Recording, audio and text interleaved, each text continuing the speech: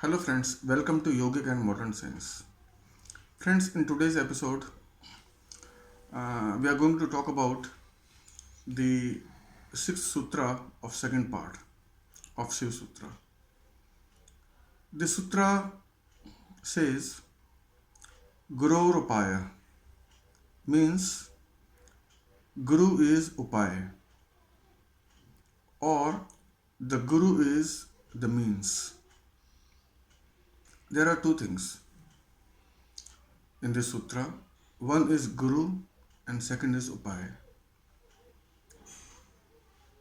Friends, what do you mean by Guru? Or what does it mean when we say someone is Guru of some disciples? Or who can be called a Guru? Nowadays, all the religious channels are full of gurus, masters, and they are all speaking to their disciples or to the general public something or other. But according to Lord Shiva or yogic tradition of India, Guru is the one who is realized or who has the realization of the Mool Tattva or the original nature. And this Mool Tattva, as I have already explained, is the system of three eternal elements. So, the one who has the realization of that, the realization of the real substance or the real elements, okay, he or she is the Guru.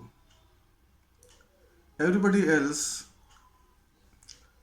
they can be some kind of teachers teaching something or other, but the one who has not this realization cannot be called a true Guru, a true master. One thing. Now, one very important thing to be understood is what is the function of a Guru, a master, who has the realization of the original principle, the original nature of things.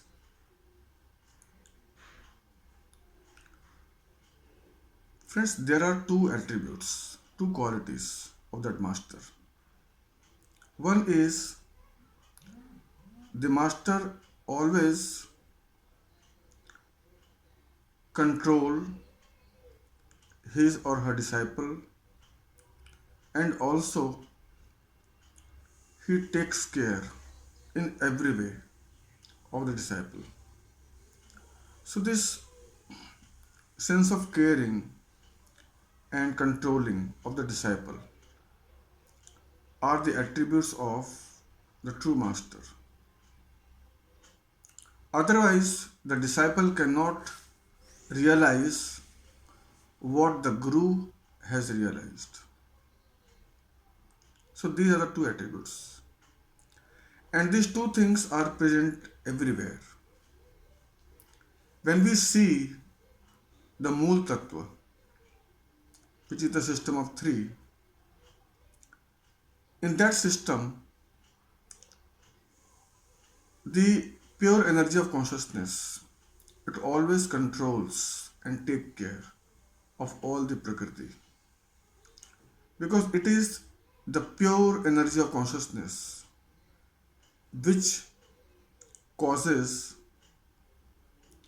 everything, every happening, every event taking place in the prakriti. It is the causeless cause of everything. So everything is happening due to that pure energy of consciousness. And all the time it is controlling the whole cosmos, the whole universe. So, this element, the energy of consciousness, it is also acting as the guru. The same thing applies everywhere. In the prakriti also. Every minute particle has this principle of consciousness. Because without it, nothing can take place. Okay, in everything there is this system of three principles. So everywhere this principle takes care of the prakriti in whatever way. Okay, be it the whole cosmos, the whole prakriti, or the small system. We also have the material existence and immaterial existence. We have energy of consciousness and all kinds of other systems. And this energy of consciousness always takes care and control. Similarly, these two things are also present in the real guru, in the real master. So, in this world also, there are very few masters who has the realization of the reality of the mool tattva, the original nature. And he or she gives two things. One, the real master transmits his energy to the disciple, and in turn this energy always takes care of the disciple. It keeps controlling the disciple, and the master also gives some upaya. Lord Shiva says guru is upaya. The guru is, the master is the means. So the guru gives this upaya, this means, either by way of giving some technique, or it is also called yukti in Hindi or Sanskrit. So he gives some technique to be practiced. This technique may be in any form, in the verbal form also, or he can guide the disciple to do some kind of practice, a set of practices, etc. etc. As you know, there are many systems, okay, which are given by different gurus. Some gurus gives the bij mantra.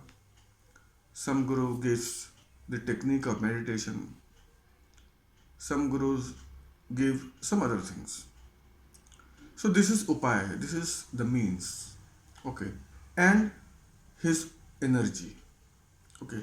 So the combination of these two things, the energy of the master and the technique or the upaya he gives to the disciple, these two things are very important for the spiritual growth of the disciple. If these two things are given by the guru, and disciple also diligently follows the upaya or technique given by the guru and is always guided by his energy, then ultimately the disciple will get the same realization.